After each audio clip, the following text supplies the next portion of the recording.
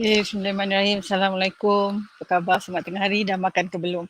Right, so Alhamdulillah hari ni dapat lagi saya berikan suasana latar belakang background yang sangat cantik. Okay, sangat mendamaikan. Okay, so senang nak buat kerja.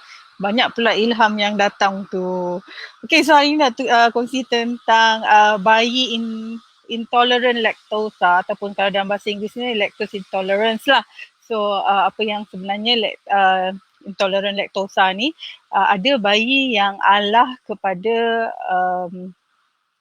susu sebab gula dalam susu yang dipanggil laktosa lah. Okay, so saya kongsikan. Okay, so definisi dia, okay, sekejap lagi saya kongsi artikel.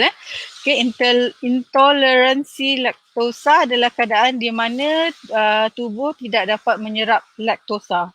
Okay, dan laktosa ialah sejenis gula yang terdapat secara eksklusif di dalam susu dan juga produk tenusu.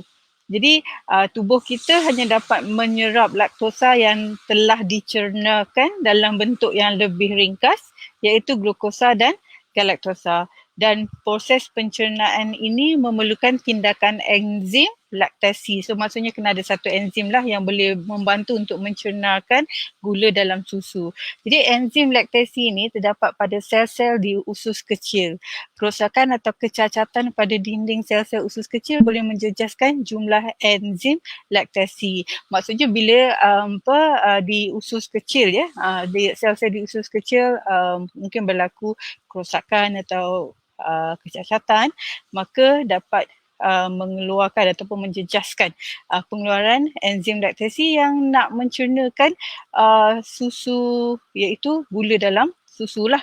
Okay, right. So mungkin ada yang terkeliru antara intoleransi laktosa dengan alahan kepada susu lembu. Okay, so alahan kepada susu lembu adalah disebabkan oleh tindak balas imun tubuh terhadap protein susu. Sebab kita tahu molekul di susu lembu tu memang lebih besar, jadi kadang-kadang bayi susah nak hadam. Jadi intoleransi laktosa adalah simptom atau gejala yang disebabkan oleh penghadapan terhadap laktosa dalam susu. Sebab susu sebenarnya ada gula dia.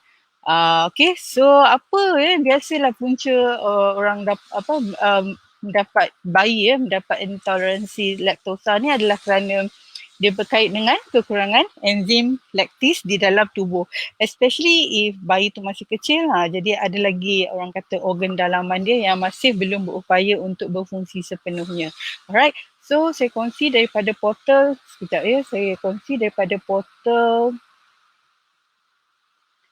My Health ni. Okay.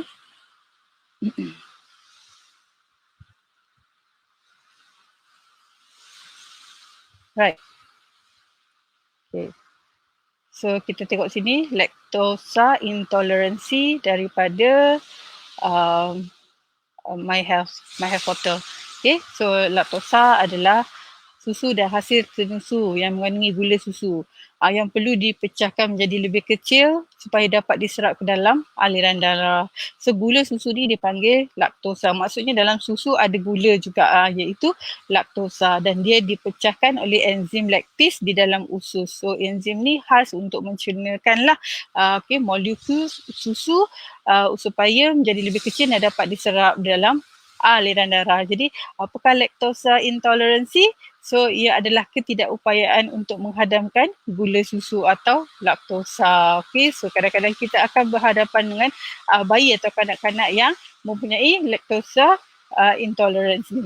So bagaimana ia berlaku adalah kerana kekurangan enzim laktis secara sementara atau kekal. Jadi enzim laktis ni terdapat di dalam lapisan dalam susu. Jadi our organ dalaman berfungsi dengan sangat bagus. So ada semua organ dalaman mempunyai fungsi yang tersendiri. Jadi di dalam usus kecil ada lapisan yang mengeluarkan enzim untuk menghadam atau mencerna molekul susu. Okay, so jenis laktosa intoleransi, so kadang-kadang kita dengar bayi alah susu kan. Jadi sebenarnya apa ni kan? Sebenarnya ada banyak jenis. So yang pertama adalah congenital Maksud mungkin kekal lah. Okay, so dia sejak lahir, dia dah tak boleh nak hadam dah susu memang. Okay, jadi dia walaupun jarang berlaku dan kebanyakannya adalah semasa lahir. So ada juga golongan yang lewat mendapat ni ialah bagi orang dewasa. So terutamanya di kalangan orang Asia dan berlaku dalam anggaran umur 20 tahun. I think technically kita kan our culture lah, kita minum susu. Lepas tu bila kita dah tak minum susu, kita pun dah tak ambil susu dah sampai besar, sampai tua. Sebab kita memang tak boleh minum dengan rasa susu tu. Of course sekarang ni memang banyak kepelbagaian lah sebab susu dia masukkan perasa kan, contoh susu kopi, susu coklat, susu strawberry, susu kurma. Jadi tak adalah kita nak minum plain susu tu, memang tak jadi culture sangat lah kan. Kemudian mungkin susu boleh didapati dalam produk-produk seperti yogurt, minuman yogurt, dan sebagainya. So dapatlah susu keju kan, dalam keju. So bukan tak berapa nak menjadi budaya sangatlah minum susu, especially susu plain tu. But I'm talking this in general. Okay, jadi ada juga lactose intoleransi sementara. So yang secondary lah. So dia ialah disebabkan kerosakan atau kecederaan pada usus, mungkin ada jangkitan kuman seperti gastroenteritis, penyakit usus seperti celiac disease dan juga pembedahan usus. So bila berlaku perkara ini mungkin buat sementara usus tidak dapat mengeluarkan enzim laktis untuk mencerna susu. Jadi berapa kerapkah keadaan ini berlaku? Okay, so 2/3 daripada bayi mungkin mengalami gejala penyakit ini dan secara am adalah sementara dan tidak berbahaya.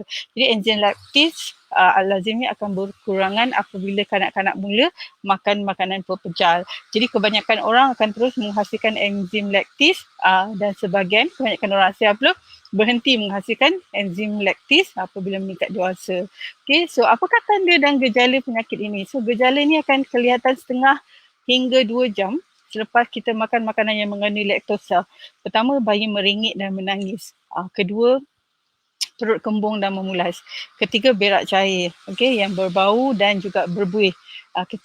Keempat, kentut yang berlebihan, dan kelima, kulit melecet di bahagian punggung. So boleh tengok jika berlaku simptom ini, maka mungkin sebagai orang kata pengenalan kepada lactose intolerance. Okay, so dasar dia semua tanda di atas bukan saja berlaku bagi kes lactose intolerance tapi juga berlaku kepada alhan penyakit lain. Okay, jadi diagnosa ni hanya boleh dibuat selepas kes diperiksa oleh doktor. So apakah masalah yang akan timbul akibat penyakit ni? So lactose intolerance sementara tidak akan menyebabkan komplikasi pada kanak-kanak, walau bagaimanapun kes yang serius jika tidak ada dirawat boleh menyebabkan kekurangan air dalam badan, kurang zat makanan dan pembesaran terencat. So technically bila kita sebagai ibu bapa kan anak kita lactose intolerance kan, kita paling risau sebab takut mereka tak cukup zat, especially when it is orang kata 6 bulan dan ke bawah. Jadi bayi kan hanya ambil susu sebagai makanan dia kan sebelum diperkenalkan dengan makanan pejal pada usia 6 bulan. Jadi daripada dia lahir ke 6 bulan tu kita akan risaukan yang dia tidak dapat menyerap susu. Jadi itu kebimbangan kita, takut membantutkan pembesaran bayi sebab mereka tak makan apa-apa lain. Tapi katalah selepas 6 bulan dah diperkenalkan dengan makanan pejal, jadi mungkin kebimbangan kita tidaklah tinggi sangat sebab dia dah ada semua makanan lain. Okay, so bagaimana cara merawat masalah ini? So kawalan pemakanan adalah cara utama merawat lactose intolerance. Jadi elakkan makan makanan yang mengandungi laktosa. Di samping itu kanak-kanak tersebut perlu mendapat makanan yang seimbang. Okay, so lactose intolerance yang kekal tidak dapat diubati. Elakkan semua makanan yang mengandungi laktosa. Bayi yang menyusui ibu atau susu formula perlu ditukarkan kepada susu yang tidak mengandungi laktosa. Susu tersebut mungkin dibuat dari susu lembu tanpa laktosa atau lactose free atau susu soya. Tapi susu soya pun hanya sesuai diberi kepada bayi lebih 6 bulan. Dan pastikan makan makanan seimbang dan mempunyai cukup nutrien untuk pembesaran. Okay, so memang it's a little bit of a challenge untuk parents mengenal pasti apa susu yang paling sesuai untuk bayi dan adalah di pasaran susu lactose free. So benda ni memang kita akan consult, biasalah kita akan consult dengan pediatrik dan mereka mungkin ada beberapa cadangan untuk ibu bapa. Okay, so laktose intolerance yang sementara, kurangkan makanan yang mengandungi laktosa, selang-seli penyusuan ibu dan susu formula yang tidak mengandungi laktosa. Mungkin perlu minum susu tanpa laktosa saja buat seketika. Selepas tiada gejala dalam 4 minggu boleh mulakan penyusuan formula biasa untuk bayi. Okay, so itulah kalau kata kadang-kadang dia dah intolerant laktosa daripada susu formula. So the only food yang dia boleh ambil ialah susu ibu. Okay. So apakah jenis makanan yang mengandungi laktosa? Okay, susu dan hasil tenusu seperti keju, mentega, coklat, minuman coklat. Okay. Dan apa berperisa coklat lah, aiskrim, margarin, roti, biskut, bijirin sarapan, manisan susu, candy, gula-gula yang mengandungi susu pekat manis dan susu cair. So laktosa mungkin juga terkandung dalam makanan dengan label makanan berikut. So semua jenis susu, gandum dan protein susu, whey dan casein lah, susu tepung dan tairu. Jadi bagaimana boleh dielakkan? Elaklah makan. Okay, sebab dalam susu sebenarnya ada gula juga. Okay, so apakah langkah pencegahan yang boleh diambil? Baca label kandungan makanan yang hendak dibeli dan berhati-hati memilih makanan yang tidak dicantikkan kandungannya. Dapatkan nasihat pakar pemakanan tentang kandungan makanan yang tidak pasti. Jangan kerap menukar susu bayi anda, dapatkan nasihat dulu. So memang challenge. Kita sangat risau kalau bayi tu dia tak boleh minum kan. Kadang dia berak-berak dan sebagainya. Jadi kita risaukan perkembangan dia. Kita memang sangat risaukan perkembangan dia sebab sebagai ibu bapa kan kita nak bagi yang terbaik. Jadi kena kenal pasti dulu. Tapi the best is bila dah kenal tanda-tanda dia tu, so bawa lah pergi berjumpa dengan pakar pediatrik, itu yang lebih baik. Okay, so okay, so mungkin saya kongsi sikit kat sini sekejap ya. Komplikasi, okay, okay. Yang simptom, antara simptom yang saya boleh repeat lah. Okay, so kes intoleransi laktosa kekal. Okay, bayi mengalami kembung perut, cirit-birit, menangis dan menunjukkan rasa selesa, rasa tidak selesa selepas minum susu. Memang banyak terjadi. Benda ni sangat common. Okay, untuk jangka masa panjang, bayi mungkin menunjukkan perkembangan berat yang tidak normal. So kita sangat risau kalau bayi tidak membesar dengan sebagaimana sepatutnya kan. Jadi okay, so kena tengok kenapa sih kalau bayi tu meragam, mengalami cerit-berit, muntah tu semua dan berlarutan. Kan, jadi bila bayi tak selesa dia akan menangis, dia tak cukup tidur, dia minum, dia muntah balik ataupun dia minum susu, dia berak-berak dan kita tahu dia dah kehilangan banyak air. Okay, so tu yang kita nak kena perhatikan. Okay, jangan tunggu sampai bayi sangat lemah, sebaliknya terus decide untuk bawa ke hospital. Okay, so tengok ya, apa yang kita kena tengok, cirit-berit yang terlalu kerap, najis berdarah, muka dia pucat, nadi laju, mata cengkung dan bibir kering. So ini adalah petanda bayi sudah kehilangan banyak air. Okay, so itulah. Jadi kita kena pasti benda tu. Jadi kita rasa kita tak adalah nak biarkan dia berlarutan. Sebab ada ibu bapa memang dia kena bertukar-tukar susu. Sebab kadang-kadang saya tengok jugalah dia offer susu yang yang dia dah beli tapi dia tak guna. Sebab bayi memang tak boleh ambil susu tu.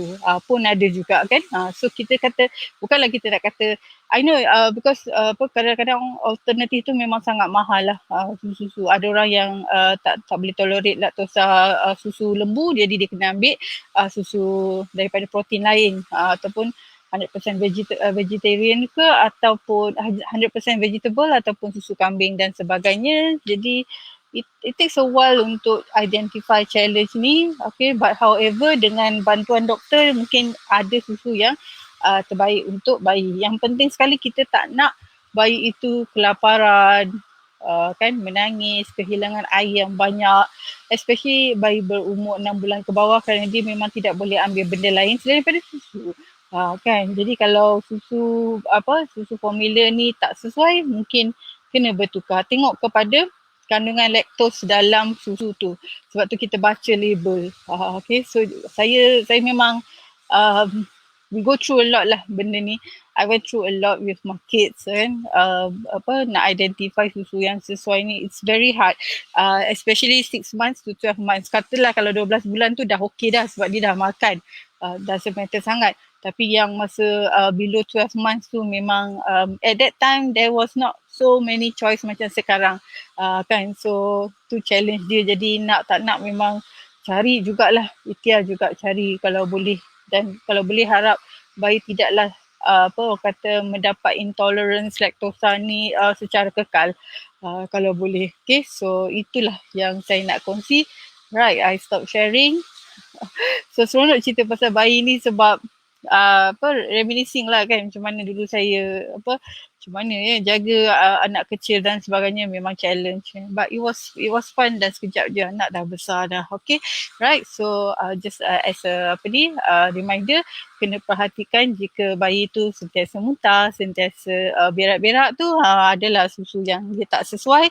Jadi kita sebagai ibu bapa kenalah cari susu yang sesuai dengan nasihat doktor. So jangan pandai-pandai takut kan. So bayi kalau dia tak sesuai, dia dapat kembung, dia perut ada angin, dia tak tidur, dia susah nak makan and all that, kita pun risau, takut dia tak membesar sebagaimana sepatutnya. Dan bila kita bawa pergi jumpa doktor akan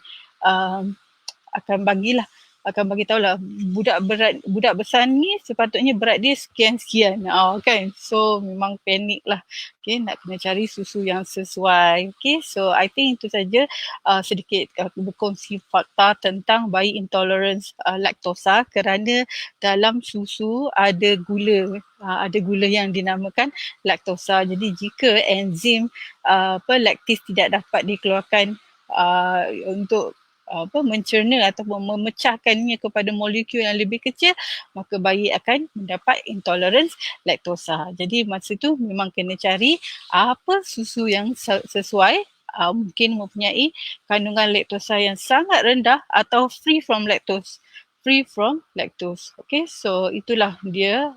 Jadi kita tak adalah nak assume kita nak bagi dia something yang to our own kepada kita punya pengetahuan, but might as well bring them to see the doctors. Okay, so bayi macam ni dia memang perlukan perhatian. Jadi dan susu-susu yang khas ni, yang khusus ni memang tak murah lah, and then depends on macam mana dia nak minum. So memang is a heavy investment, but by parents susu-susu ni is a heavy investment by parents, but nothing matters sebab as parents kita memang sentiasa nak berikan yang terbaik untuk anak-anak.